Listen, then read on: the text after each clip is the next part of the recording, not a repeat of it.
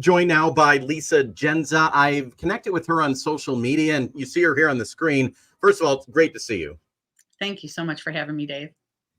We're going to talk today about, I had one topic in mind, and it was brought up by my wife about school lunches. And then I interviewed a chef, international chef, a couple months ago or last year about how our food supply and processed food, and we're not really getting good food. And then I went to my doctor recently, who is very amazing woman, and she admitted, yeah, a lot of the food we're eating is just horrible. So then I found you. I think you found me on a social media channel somewhere. I was just complaining or talking about the food we have in schools and in real life, and it was just frustrating. And then I think you spoke a little bit about what you do, and I guess give us a rundown. Freedom Kitchen, that's what it says on the screen. And then we'll go back into your history a little before then. But what are you doing currently? Currently, I'm setting people free from corporate control and from the source of our food. What I've come to realize is truly our freedom begins and ends in our kitchen, and it's the best place to teach critical thinking. So I use cooking as an experiential process to teach people about health and well-being and set them free. So it's your combination of those things. Let me bring up your website here, because as I'm talking to you, they may want to go to your website to look more. Let me bring it up on the screen. It is freedomkitchenkids.com. That's it right there, correct? Yes. Okay, so let's go into let's back up into to you, because you haven't been doing this your whole life. You've been doing many different things. What led you to this point? And 10 years ago, would you ever think you would be doing this today? No, not at all. I have degrees in management and technology, and I spent 25 years with GM, EDS, and Hewlett Packard. So I have a tech background, and my brain works, like an engineer. So I look at systems. When you're building technology and networks for as many years as I did, you have to look upstream and downstream. Well, it took my own failing health for me to look at the system of my body. And when most of the medical profession failed me because they could not discern what was going on with me, they wanted to treat every part of my body separate. That's how our medical profession works now. Our medical profession looks at, they have their specialties. So they'll look at your wrists separate from your ankles, separate from your blood sugar. So it really was a combination of health issues that I had that led me down the path of exploring being a health coach. And then I started coaching others. And did that get into, what was it, your health? Was it just, did you change your eating? Or delve into a little bit about that. What was it with the food and in our eating habits and so forth that you had an aha moment, I guess? It was entirely diet and lifestyle. And so when I had my IT job, I worked a lot of hours. So we ate out a lot. So of course I fed my kids on boxed foods, packaged foods, prepared foods, and fast foods. And what I came to realize is my type 2 diabetes, fibromyalgia, the pinched nerves I had from inflammation in my neck and my back, which were making my hands go numb, although the medical profession wanted to do carpal tunnel surgery. But that wasn't it at all. It was actually pinched nerves from inflammation.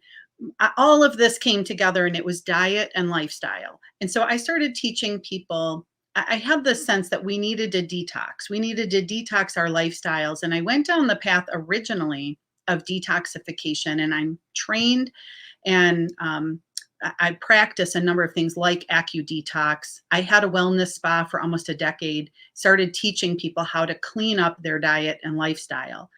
The only reason I ended up into cooking classes is because the number one question I've gotten now for 16 years, I've been a health coach for 16 years. The number one question is, what does healthy look like? Lisa, I think I'm eating healthy. I don't know what healthy looks like. Or I don't even know how to cook.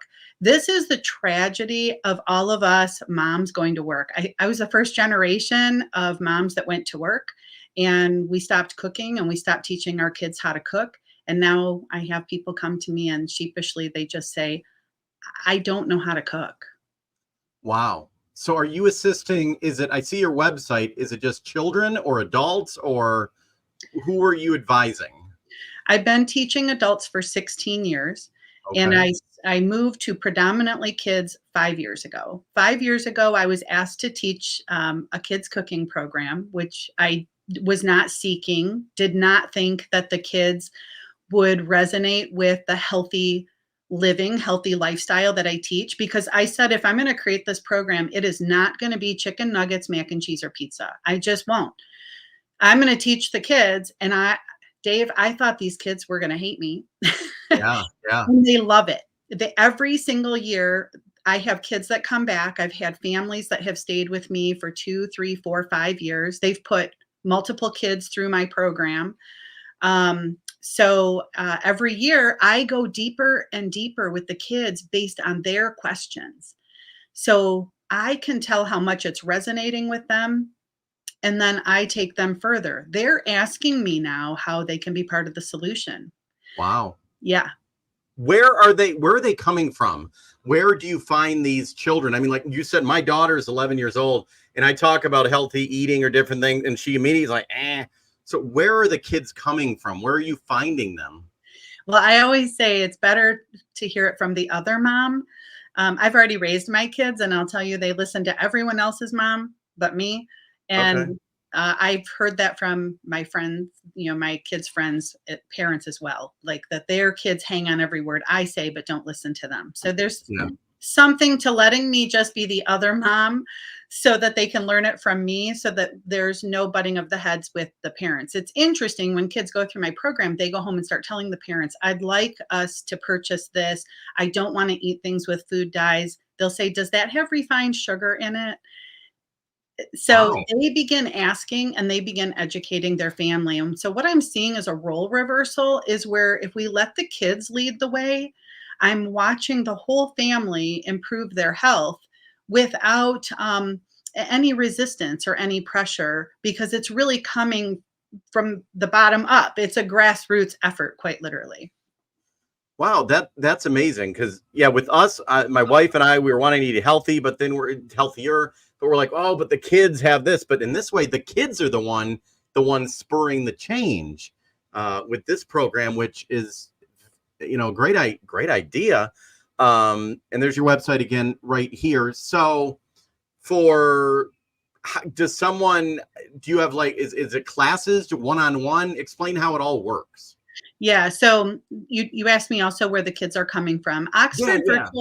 Oxford Virtual Academy, in Oxford, Michigan, started a hybrid program where they're catering to the number of homeschool families in the area. Oh, And so it was Oxford Virtual Academy, which is an offshoot of Oxford Public Schools. So it's an interesting arrangement. I'm not sure how many school districts have that. probably not many. They're the ones who had asked me to create a program for their virtual academy, which has now become accessible to every Oxford Public School student at no Wow. additional charge to the students. The district does pay me for those students. And then I have homeschool groups coming to me. So I have been contacted not only by other homeschool groups in Michigan, but now I've been contacted from at least 6 other states, of people asking me, how do we bring your program here? Which is exactly what I've been working on next. I think who really resonates with my message are more the homeschool families. I mean, just the word freedom. Well, yeah, and there are so many more homeschool families every week, especially here in the state of Michigan. We have so many children have left the public school system for various reasons, but that's the mindset of a homeschool. Or you get more critical thinking, more worldly look at things, and that seems like a perfect connection. Now, if I have someone watching from a homeschool in Illinois or a cooperative somewhere, can they just reach out to you on your website? Yeah, absolutely. Okay, so you contact right there, contact me. So Yep. go ahead and then you can get up because that sounds like a great idea. But also, like you said, public schools, you're willing to work with, I'm assuming, anyone to get this message out there. Yeah, the kids have showed me that they're interested. The program has grown excessively year over year, to the point where now I am bringing on facilitators because I can't even handle the number of kids that are coming into the program. Wow. I'm also really disenchanted, Dave, because I worked with my PTA when my kids were in school, and it's an uphill battle when there's money involved. So we had a red slushy machine, that at our middle school. And I remember talking to the principal and I said, do we need to have this red slush? So red food dyes, for those that don't know, are known to cause aggression, anger, and a lot of behavioral and focus issues. We don't need to be pumping red food dye into our kids during the school day and then think that they're going to sit down and concentrate. And the principal looked at me and said, I don't like it either, but the parents put it in because it makes money for the athletic program. So you see, there's so many forces that make it difficult to change a system, like in the schools, that I find it's just better to go right to the kids. And so these groups that I have, these Freedom Kitchen kids groups that get together and they cook together, the kids are talking to each other. I'm really just facilitating and I'm asking them questions, as any good consultant would do. Yeah. I ask them questions and get them to think about different answers. And based on that, those kids are inviting their friends into the program and they want to continue growing with Freedom Kitchen kids. Yeah, and the word is spreading, and it's God works wonders, because I never would have met you if I wouldn't have been complaining one day about school lunches or whatever. But partially how the obstacles that are faced, I had discussion with many parents who are upset with school lunches, and then they went to the administration and they're like, well, this is part of the federal guidelines, and federal guidelines this and federal guidelines that. It's kind of disappointing that a district can't break free from something because they're worried about, well, the federal funding says you have to do this or you have to do that, whether it's healthy or not, which is kind of disappointing. Well, yeah, there's a lot of things that are disappointing. If we look at the food pyramid, we'd probably need to turn it upside down, right? So let's just start there. That if that would have been structured the opposite way, we probably wouldn't see the health issues that we have today. So there's a lot of misconception. That's why, there's more than 250,000 health coaches. That wasn't even a profession when I was growing up. Like, no one wanted to grow up and be a health coach, but we became health coaches because we had to solve problems for ourselves or someone close to us. And so every single health coach that you meet in this country overcame something themselves, which is what led them down this path. And we're all finding that we were just fed a lot of misinformation, what now seems to be marketing messages, right? Yep. It wasn't nutrition message, it was a marketing message. So we really need to start, revamp the whole thing. And I think that's why working with the kids, where I can talk to them and get them to question things and show them alternatives, is really the best way to go, because you just can't get that message through to the school if that's where their funding comes from. And then you have to look at those contracts, like that Kraft Heinz contract for the Lunchables. It's a bigger problem than what most of us are prepared to deal with, because most middle-class families have Kraft Heinz in their retirement fund, in their 401k. See, we hired. So go back a minute. Explain that, because some people may not know the Lunchables in the schools. What was the connection that there was with that? Yeah, they signed a big contract to have Lunchables in, I don't know if it's all the schools. That could be a generalization, but many or most of the schools. So there's a huge contract. And so Heinz Kraft, they accomplished what they wanted to accomplish. Their shareholders got a big boom in shareholder value, but that is not in the best interest of the health of our kids. And this is where we're making short-term decisions, or we're making monetary decisions. And what I like to point out is we can't keep blaming someone else. Don't blame the school. Don't blame the government. You need to start by first looking in your 401k. Are you investing in Kraft Heinz? Because if you are, then they just did what you hired them to do. You didn't hire them for the health of your kids. Let me share this real quick. I just brought it up. This headline: Lunchables have concerning levels of lead and sodium. Consumer Reports finds. And just there. And that was published, in April of this year. That just came out. I mean, that's our children we're feeding this stuff to. And as I've gotten older, and I'm not a conspiracy theorist, but money is what drives a lot of things over children's health. And that's sad. It's really sickening, actually, but it's sad. Yeah. Well, and we see that across the board. I purchased a bunch of cooking class curricula used in our K through 12 schools. When I was asked to create this curriculum, I thought, well, what else is being taught out there? And I was disgusted because it was all box mixes. This is what's being taught in our K through 12 schools, and they're being called cooking class. Well, I don't think reading a box on, a cake mix or a Jello mix is learning how to cook. So wait, that's what they're teaching. So they're not teaching from scratch, or they're literally teaching it from a box. Yeah. So they're setting that child up to be they don't know any different then. Exactly.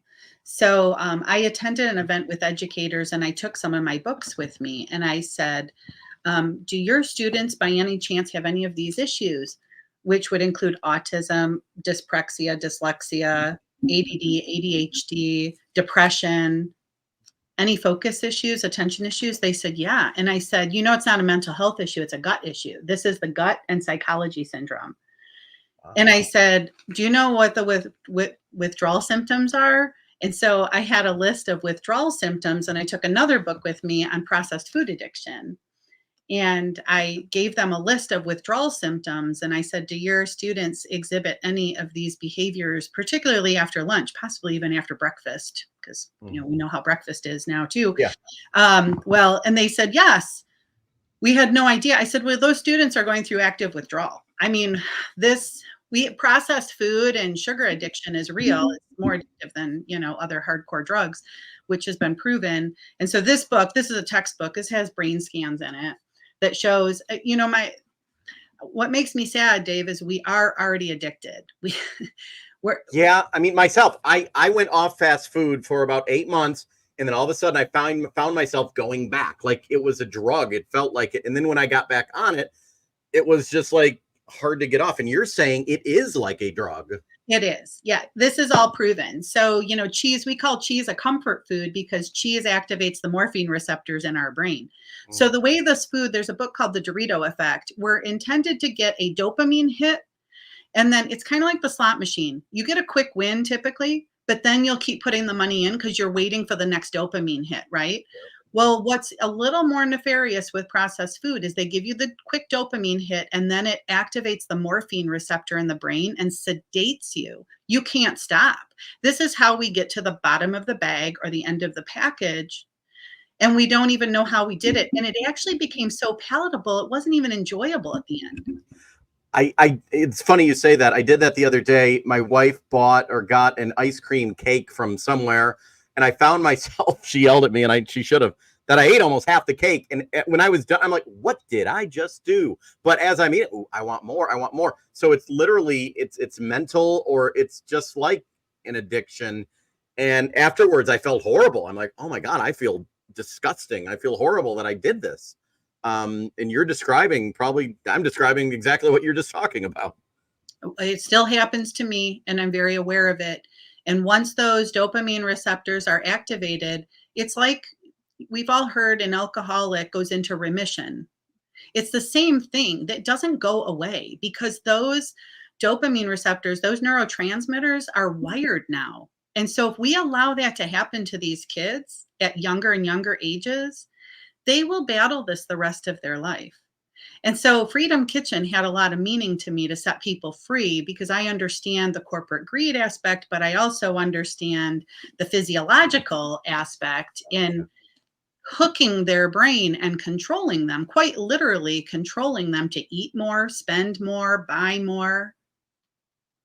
So you're changing the narratives. You're getting with the young people. Hopefully you're changing the cycle. When they get older and have children, they will do, this way of eating and healthy instead of, you try to work with adults, obviously, but changing it from the very beginning, because you have children now, I bet, that you've worked with. When they do get older and get married and have kids, they're going to implement this probably with their families. Yeah, that's the hope. And you see there the tagline on my site is choosing creativity over convenience. My generation was fed a bill of goods here that we needed these convenience foods. Hamburger Helper was going to help us, Oh especially yeah. because now I was going to go bring home the bacon and make it. Yeah. All those cliche things that my generation, did. And we lost our ability so this is me, this is consultant Lisa now. When I Yeah. went into underperforming accounts, I wondered why people couldn't critically think anymore. There was no creativity to solutions. We couldn't problem solve. And I would ask questions, why is this being done this way? It doesn't make sense. Well, that's the way I was just told to do it. Hmm. And so I realized this whole convenience mentality is stifling our creativity. And so I'm teaching the kids, like, cooking is a creative endeavor. Don't choose convenience, choose creativity over convenience, because anytime we choose convenience, we're actually giving our power away. So you're also teaching critical thinking, which is something that I'm seeing is lacking in our society, actually, from many sides. Yes. Yeah. So back to the research and the brain scans. Yeah. When we eat processed food, we have no access to our prefrontal cortex. It actually puts us into our limbic brain and we go into fight or flight. And so whenever we're eating these, comfort foods, we've lost our ability to critically think. And so just think about all the people like that I worked with who were eating out of vending machines throughout the day, me included, who were eating out of vending machines throughout the day, picking up dinner because of the hours we worked. Yeah. Now we've got free breakfast and free lunch and subsidies and stuff at the schools. I'd be cautious of free. Yeah, nothing is free on when you look at it, but absolutely, yeah. Why? So with you talked about like the school lunches, for example. Why I would ask, why wouldn't they want the healthiest food they can be? But it's all about behind the scenes. It's all about government contracts. It's all about this and that. And it's not 100% about what's best for the kids. They say it is, but it's not. Yeah, it can't be, Dave. I've spent 20 years looking at this, both from raising my kids to then becoming a health coach to then going into consulting. I've looked at this from multiple perspectives, and I hear them saying we're going to do things better and different, but nothing's truly changed. And I've sat on committees. One of my best friends sat on a committee for Lake Orion schools for years. Nothing changed. So there's a lot of talk, but we don't really see the change. Now, there are some groups. There's School of Lunch. Hillary Boynton, she's going into schools and teaching them how to scratch cook. Oh, Um, there's the Chef Ann Foundation doing the same thing. It's not moving very quickly, though. We have 12,500 school districts in this country. We have 73 million kids. How do we get to them? and the one thing that's going to help is what I guess we're doing right now, parents speaking up, just continuing to have this discussion, but not being shy, educating yourself. And then when you're educated about it, speak up. Like, for example, my wife went to the school and said, what's going on with the lunches? So people need to not be afraid to just voice their concerns, right? I think because a lot of times, like, oh, I don't want to step on any toes. No, go ahead, start talking. Yeah. Yeah, I can't say that you're always met with a warm reception when you Yeah. do that, but Yeah. Or continue to talk, or like for yourself, the more the school districts that get involved with you, word spreads. But especially, I think the school districts, like I said, a lot of kids are leaving public education to go to homeschooling. Some public schools are wondering what's going on. Well, what's going on is they're embracing people like you and your program, and they're getting something they're not getting at the public school. I think eventually you would think the public officials, the lawmakers would they think that this is what's happening. You can't just keep doing the same thing. It's not working. I don't think we really know what their ulterior motive is. I don't Which is sad. Yeah. exactly. I haven't been able to discern truly what the goal is. I'm not sure it's the health and well-being of our children. I mean, if that's the case, every teacher should have read the Gut and Psychology Syndrome, especially in Oxford. We had a school shooting. There's a lot of talk about mental health. We don't talk about gut health. No one's addressed the food. This is where we're very short-sighted, many of us. Yeah. We'll talk about gun control, but we won't talk about what causes anger, rage, depression. Right here, anger, rage, depression. Here, addiction. This is this is more prevalent than people realize, and they want to stop at this very first high level issue. I just often witness, but my brain works a little different. I look at a whole system. So I look at, like, I used an analogy with you, like the tree. You can't cut off a branch to kill the tree, or the top of a tree. It won't die. That tree, because it's all in the root system, right? No one looks at the root. So let's just go cut off this branch and talk about the topmost issue, but this whole systemic issue underneath doesn't get addressed. You're absolutely right. For example, when I went off of Coke, Pepsi, fast food, I felt happier. I felt lighter. I slept better. I wasn't as angry. My wife, we didn't argue as much. Literally, and you're saying it's not just a physiological, it's the whole body, because I felt better. But after I went back, had McDonald's or something, I just felt like, oh, and just kind of grumpy. Yeah, no, it's proven. And I've interviewed a number of people on my summits who were suicidal, literally dying, and went off processed foods and reversed everything. I mean, literally the depression lifted. So I share everything. I'm an open book. From 26 to 32, I was on Ativan, Zoloft, and Wellbutrin. Wow. So I've struggled with anxiety and depression. And the minute I start eating grains and refined sugar, I have that moment of weakness and I eat the ice cream, I'm depressed for 2 or 3 days, like literally hard to function. So why, as a society, and you said we may not know, the medical big pharma, well, I know maybe why with them, but the medical industry and so forth, they don't see that. Yeah, that's not talked about because it's not a conspiracy. I mean, it's proven. I live that. I eat better. I exercise. I'm healthier. Why isn't that made a big priority? Probably because there's a lot of money coming in different directions, I assume. Yeah, when Bayer Aspirin also owns the largest chemical company in the world, you have to look at who sits on whose boards and how they're tied together at the top. I didn't want to believe this. When I started researching all this around 2007, I did not want to believe that this was intentional. But you start going down the path of, well, they do know that fluoride doesn't help prevent, and fluoride in our water doesn't help prevent cavities. They also know it destroys our thyroid. They also know that it calcifies the pineal gland, but yet it's still there. They know that glyphosate blocks the shikimate pathway and it inhibits our body to detoxify, but yet they still keep spraying it. And isn't it true? I think my doctor, who's very open and goes against the grain sometimes, she told me other countries have banned certain foods that's true, right? That we eat, we consume. Other countries have said no. Yeah. There's been a systematic dumbing down of really like a tunnel vision that I've witnessed. And, I'm much older than you. So I've spent 25 years in corporate America in consulting. I've spent 16 years as a small business owner now and as a coach. And I've really seen a lot of limited thinking, like blinders. Well, that's not my job. Well, that's not what I'm told. Well, I believe this, or my doctor said this. And there's a lot of programming. Some of that probably comes from mainstream media too. There's a lot of programming, and then people don't question it beyond that. I just want people, especially our youth, I just want them to question. I tell them, question me, question everything.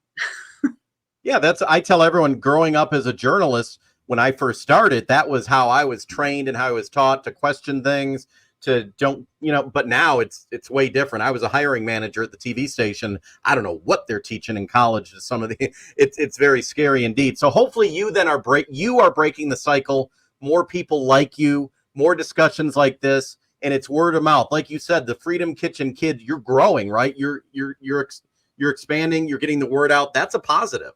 Yes. Yes. The kids need to know. I have this book here, Saying No to a Farm-Free Future. This is the plan for them, Dave. The plan is that they will not grow their own food and they will not farm.